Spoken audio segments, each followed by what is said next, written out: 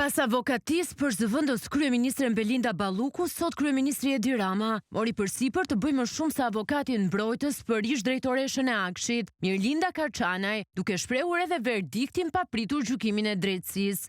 Jam i pikulluar për gjithçka ajo po kalon, për agresionin barbar që e asociojnë me gjërat cilat nuk kanë asnjë lidhje me lindën.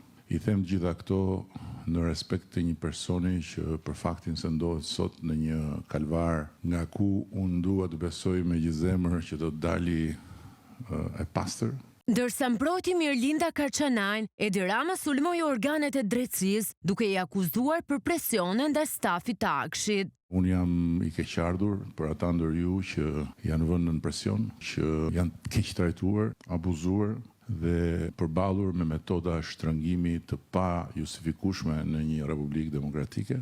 Ndërsa dha pavajsim për ish drejtoreshën e Akshit, Edi Rama ishte i drejt për drejt me varësit e Mirlinda Karçanajt, kur i kërkoi që të qëndrojnë të unifikuar e mos të flasin, ndërkohë që në këmbim ju premtoi edhe rritje rroge.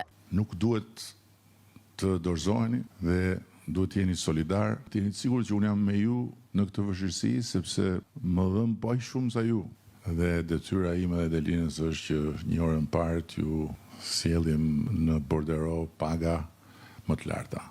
Deklarata tu bën teksa Edi Rama prezantoi në krye të Akshit i Klitafën, që më herët ka mbajtur pozicionin e drejtorit të sigurisë kibernetike. Një ditë më parë ishte lideri i opozitës Sali Berisha, që denoncoi se me firmë të Tafës, Baxhaneku i Edi Ramës ka përfituar plot 75 milionë euro tendera. Mirlinda Karçanaj u largua nga posti i drejtoreshës, pasi gjykata e posaçme dha për të marrë siguria rreth shtëpia, pas abuzimit me tendera 100 milionë euro. To tendera koordinoheshin nga zyra e Yrgysa ku për të shmangur garën reale, merreshin peng biznesmen e ish drejtues të këtij institucioni.